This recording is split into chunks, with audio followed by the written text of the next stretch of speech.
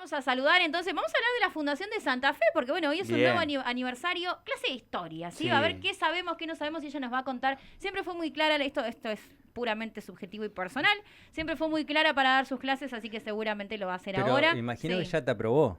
Sí, obvio. Bueno, no es necesario que... Bueno, pero es que de verdad a mí me quedó un excelente recuerdo. Le vamos a saludar entonces a ella. Yo me pongo un poco nerviosa cuando entrevisto así gente que conozco y que admiro. Querida.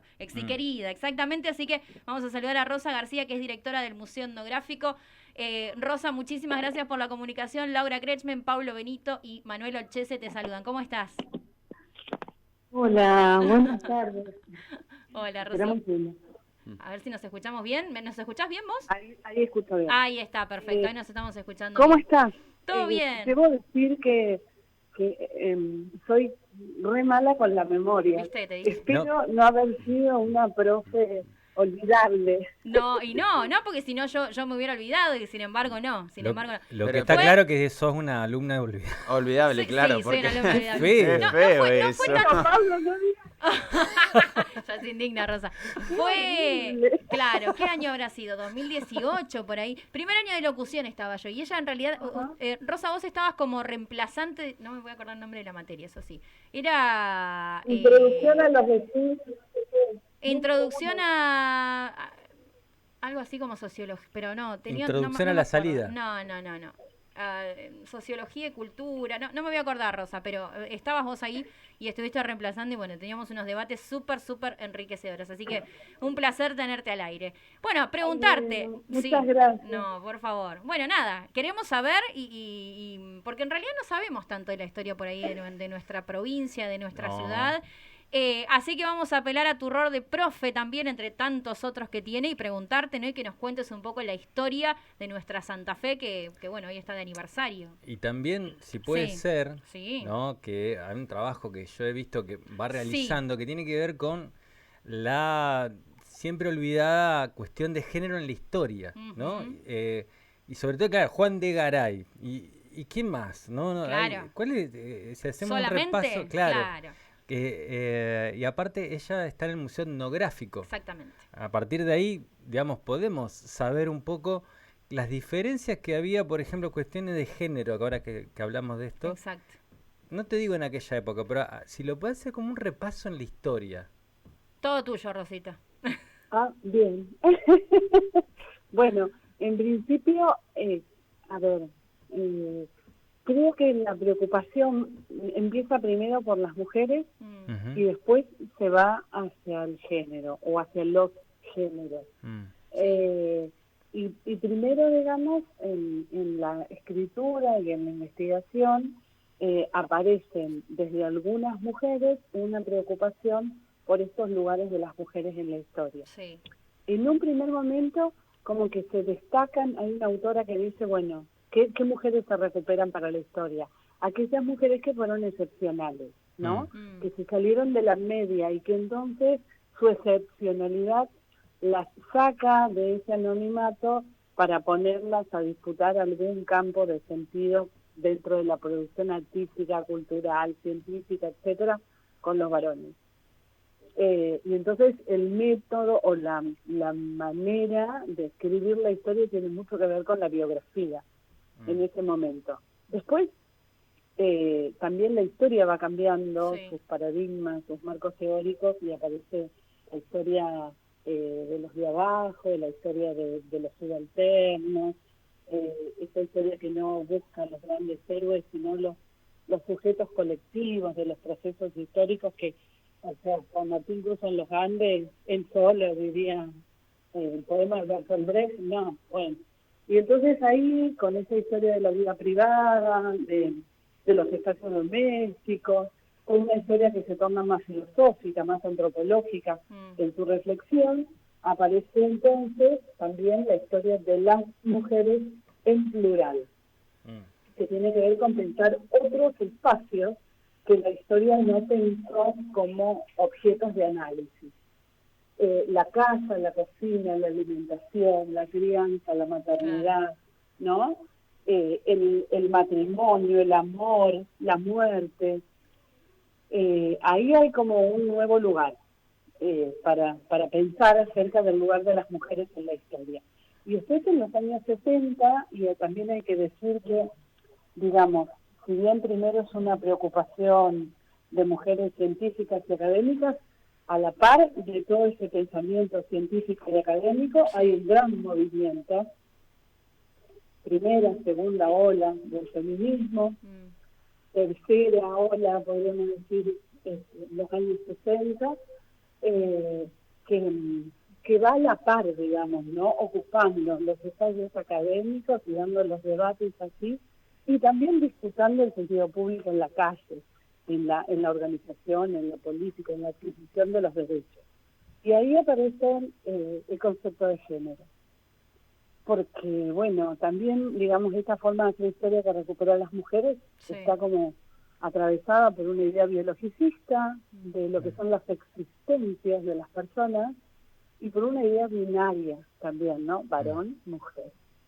Y una idea, obviamente, heteronormada. Entonces, los estudios de género vienen como a disolver esos elementos para pensar todo eso de otra manera. Entonces ahí el género aparece como una relación de poder que ordena, que organiza las relaciones entre varones y mujeres, y que a su vez admite que pueda haber otras identidades, que después con Butler, con un montón de autoras, eso estalla. Y a su vez, creo que dentro de los más recientes que se incorpora a pensar todo esto, viene la teoría de la colonialidad, a repensar no solo la cuestión de género, sino también la cuestión étnica y esta idea de un feminismo interseccional, que está atravesada tanto por la raza, la clase, el género, la generación, ¿sí? Porque hay diferencias entre las niñas, las jóvenes y las adultas, eso es otro elemento más para pensar el tema de la ciudad y del lugar de las mujeres en la ciudad. También, viste, conforme va cambiando la teoría social, aparecen otros estudios y otros campos, no solo en la ciudad y las grandes ciudades, sino también los espacios rurales, los espacios periurbanos, y la historia como que se va poblando de sujetos y sujetas también. Rosa, preguntarte específicamente, ¿no? Bueno, ya que le estamos dando este enfoque que es sumamente interesante, la figura de la mujer y de los feminismos también, cómo influyó y cómo tuvo que ver y qué mujeres fueron las que tuvieron que ver precisamente con la historia de nuestra Santa Fe, digamos, ya que hoy estamos también celebrando un nuevo aniversario, ¿no? Y bueno, con nombre y apellido, pocas. Del colectivo de mujeres y todas.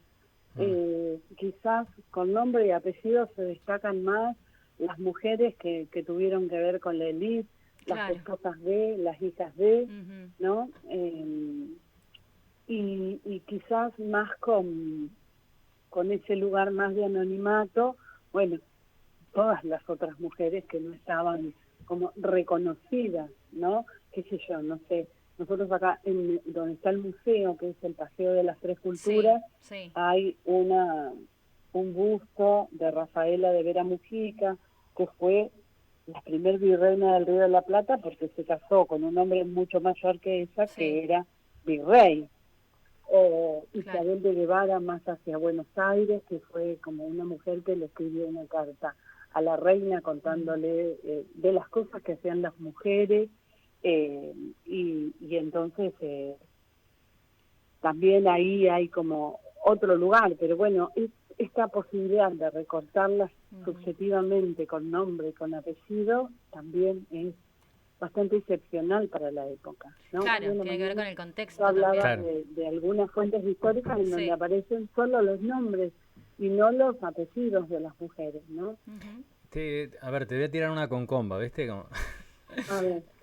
Porque claro, cuando uno va al etnográfico, al museo etnográfico... no están prendidas las luces de la sala. ¿Cómo? No, creo que está... No, perdón. Está dando directivas también, Rosita. No, digo... Ay, chico, perdón, ahí sí les voy a interrumpir. No soy la directora del museo. Soy la jefa del área educativa muy del bien, Museo Etnográfico. Muy bien, del Museo Etnográfico. Mejor que mejor. Si me quieren ascender o me quieren mejorar el Perfecto. salario en función de todo lo que ustedes están diciendo acá, yo lo acepto. Aprovecha de hacerlo públicamente. Vamos, te ascendemos así ipso facto. No, preguntarte, hay una cuestión, uno dice, bueno, hace 449 años nacía Santa Fe, pero en realidad, bueno, nacía una expresión occidental. Decía Juan de Garay, vengo a fundar algo que estaba sobre tierras que ya estaban fundadas por otras personas. Es como el que lo vienen a descubrir, ¿no? La pregunta, digo en comba porque puede ser, me tiro al agua y capaz que te dejo sin saber, pero ¿cómo era el rol de la familia y la mujer en los pueblos originarios? No solamente antes de esa fundación, sino durante. Algo de eso se puede ver en las excelentes láminas y dibujos de Florian Pauque, pero ¿cómo, si se puede, a partir incluso de algunas piezas que se han recuperado, trazar o descubrir cómo era la interacción, ¿no? Claro. Hombre-mujer, familia, niño, niña, abuelos, saberes. ¿Cómo, de algo de eso se puede identificar a partir del área educativa, ¿no? De ese museo, por ejemplo, cuando uno va a ver, bueno, la vasijita, la cosa, bueno, ¿qué hay de eso? ¿Qué nos puede decir de cómo eran los pueblos originarios en cuanto a lo familiar y social? Ahí, claro. Bueno, primero por ahí la noción de familia con la... Ay, creo que a ver, Rosa, te estamos perdiendo un poquito. ¿Ahí estoy? Ahí, perfecto, sí. Ahí estamos. No, digo que primero esto, ¿no? Por ahí hay palabras que nos resultan familiares, pero que para aquel momento tienen otra connotación o no la tienen, claro. ¿No? La idea de familia no es de la misma manera para la comunidad aborigen. Claro. Sí, hay familias y alguna miraba como una posibilidad de cohabitación extensa en donde se forman generaciones, una familia nuclear. Ahí justo te estoy perdiendo nuevamente, Rosa. Está complicada la comunicación. A ver si la podemos recuperar. Yo estoy quietita. Ahí está. Ahora sí. No, eso decía, ¿no? La idea, bueno, esto de repensar la idea de familia. Nosotras, desde el equipo educativo, tratamos de hacer visibles algunos aspectos de esa vida familiar que tampoco tiene el carácter doméstico como nosotros lo entendemos dentro de nuestra cultura, que sí involucraba a muchas personas más allá de padre y madre estrictamente. Los lazos, si bien eran por consanguinidad, también eran por parentesco o por una relación afectiva, digamos. Entonces, por eso la idea de familia es como mucho más extensa. Después, en la cerámica, nosotros lo que tenemos es la huella de los adultos, no la de los niños. Claro. Entonces, esa es una primer cuestión, ¿no? Es una primer cuestión. Como material arqueológico. Es probable que hayan sido mujeres y varones los ceramistas. Nosotros no tenemos evidencia de investigación arqueológica para decir que fue una tarea femenina o que fue una tarea masculina. Claro. Sí sabemos que había, digamos, roles que eran complementarios. Con lo cual también, digamos, por ahí se nos deslizan estos sesgos que tenemos para pensar las relaciones de género ahora. Por eso de las infancias poca huella. En las ilustraciones de Pauque hay niños y niñas. Lo que sí, por ejemplo, dentro de las ilustraciones de Pauque y de sus comentarios, podemos ver que para las comunidades, él fundamentalmente habla de los mocois, ¿no? Sí. No de otros pueblos originarios. Hay un paso de la vida infantil a la vida adulta. No hay ninguna situación en el medio como nosotros que tenemos la adolescencia, la juventud, ¿no? Eso no existía, y Pauque y también Dobrizhofer lo mencionan en sus crónicas. Había un ritual por el cual se pasaba de un estado al otro, que era el tatuaje. Claro. Un tatuaje que adornaba el cuerpo, que se hacía con espinas y algunas tinturas fabricadas en función de algún tipo de fibras, animales o vegetal, o restos, digamos, de animales, que era muy doloroso, y que justamente ese rito de pasaje de dolor, la superación ponía al niño o la niña ya en el lugar de adulto, y el lugar de adulto tenía que ver para los varones con el dominio de la caza y la pesca y el manejo de todos los instrumentos relacionados con eso, y para la mujer con la maternidad y la vida con un varón, más o menos esas cosas, de esas cosas sí hablan las fuentes. Es súper interesante. Pero bueno, no mucho más. Claro. Ahí justamente estamos viendo unas imágenes de Pauque. Y los tatuajes. Sí, y me llama la atención los abridores. En las orejas. En las orejas. Los expansores. Los expansores, hoy exactamente, claro. Sí. Hoy está de moda, pero es antigua, una moda antigua. Claro. Nosotros dentro de nuestras colecciones cerámicas tenemos expansores. Mirá. Que es algo que trabajamos mucho con los jóvenes y los adolescentes, los tatuajes y los expansores, y la noción de la belleza, ¿no? Claro. Que como siempre hay, ¿no? Que es como un signo humano, una preocupación, una reflexión, una acción en torno a la belleza o al embellecerse o a producir cosas bellas, más allá del contenido, de lo que cada sociedad defina como bello, de que sea eso, ¿no? Claro. Dobrizhofer dice que el hábito de los expansores tenía que ver con el adornar el cuerpo, expansores, incorporación de plumas, el uso del tembetá en los guaraníes, el rapado de la frente y la parte superior de la cabeza. Todas esas cosas eran intervenciones que mezclaban, digamos, que ponían en un mismo orden aspectos rituales y aspectos estéticos, ¿no? Hoy nosotros tenemos como la estética como una esfera separada de todo lo demás.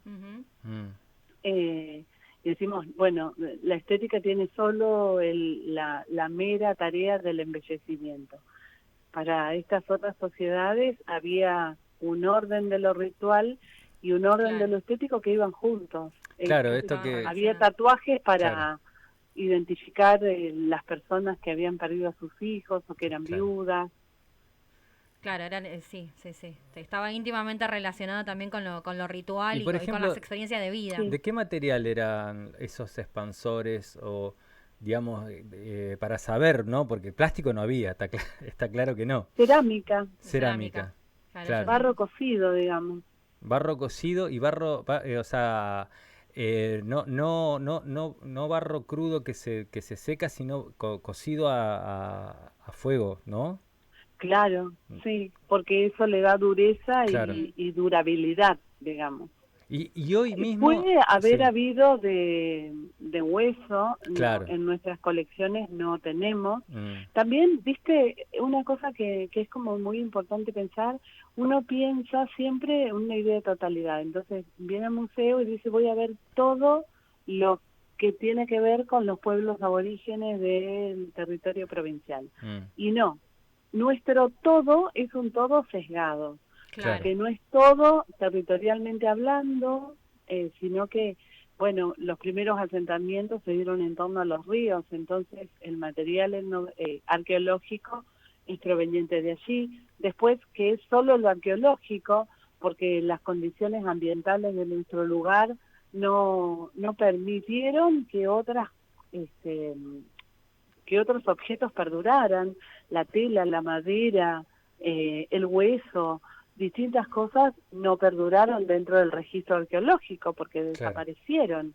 Entonces, bueno, por eso digo, esa idea de todo, hay que siempre contextualizarla, ¿no? Vos sabés es que, todo lo que sobrevivió, claro. todo lo que pudo trascender. Vez pasada charlábamos con el encargado del ENERFE, que están a cargo de hacer el gasoducto por debajo de la laguna Setúbal, y mencionó así, a mí me quedó en la cabeza, mencionó que por las zonas que iban a pasar, por la zona de Montevera, todo eso, porque para evitar la zona poblada, había lo que consideraban ellos, lo digo así, seguramente me equivoco, pero había yacimientos arqueológicos que podían llegar a ser importantes.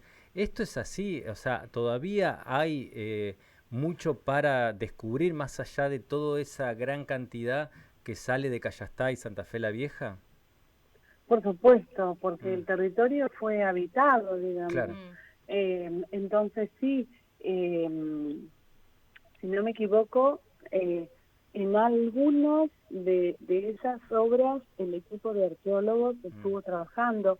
Lo mismo sucedió con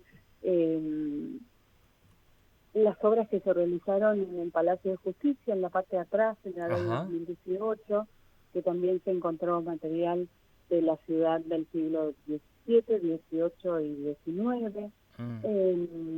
En las bajantes, en esa bajante histórica que hubo con la pandemia, también se encontró mucho material arqueológico. Sí, porque bueno, esos lugares estaban habitados. Claro. Y el patrón de movilidad y la forma de ocupación. Ahí justo la perdí de nuevo. No la perdiste, la encontró otro. Sí. Ahí estoy. Ahí está. Sí. ¿Querés terminar la idea, Rosa, por favor? No, eso digo, que las bajantes, por ejemplo, también en general devuelven parte del material arqueológico o se lo llevan, ¿no? Un cuarto del sitio arqueológico de Santa Fe la Vieja en este momento está bajo el agua, ¿no? Porque la erosión constante del río sobre la barranca que era el costado de la ciudad fue llevándose parte de la ciudad. Y entonces lo que hoy vemos, cuando vamos al sitio que está el rollo fundacional, sería el centro de la plaza, con lo cual faltan manzanas que quedaron bajo el agua del río. Claro. Rosa, o lo mismo con el yacimiento de Arroyo Leyes, que es un yacimiento afro, que fue un sitio que ocuparon los afrodescendientes, probablemente en un contexto ritual, de enterratorios, que ahora, por ejemplo, está bajo el agua. O sea que hay mucho realmente todavía En los años 30 se exhumaron un montón de piezas, muchas de ellas están en muchos museos de Santa Fe y de otros lugares del país, pero luego no se pudo seguir investigando porque el sitio quedó bajo el agua. Y ahora, por ejemplo, es un sitio privado donde hay un amarradero de embarcaciones, digamos, que navegan por el río. Rosa, súper interesante como siempre escucharte. Bueno, por una cuestión de tiempo nada más tenemos que terminar la entrevista, pero podríamos estar, te digo, toda la tarde porque quedan muchísimas preguntas para hacerte. Sos muy, muy clara. Agradecerte por esta comunicación y el compromiso de volver a charlar en cualquier momento. ¿Te parece bien? Pero por supuesto, me encanta la idea. Muy bien, muchísimas gracias. Un abrazo grande y muchas gracias. Bueno, igualmente, que tengas buena tarde. Muchísimas gracias. Dialogábamos entonces con Rosa García. Tiene un currículum tremendo que vos me lo pasabas hoy temprano, muy, muy, muy estudioso.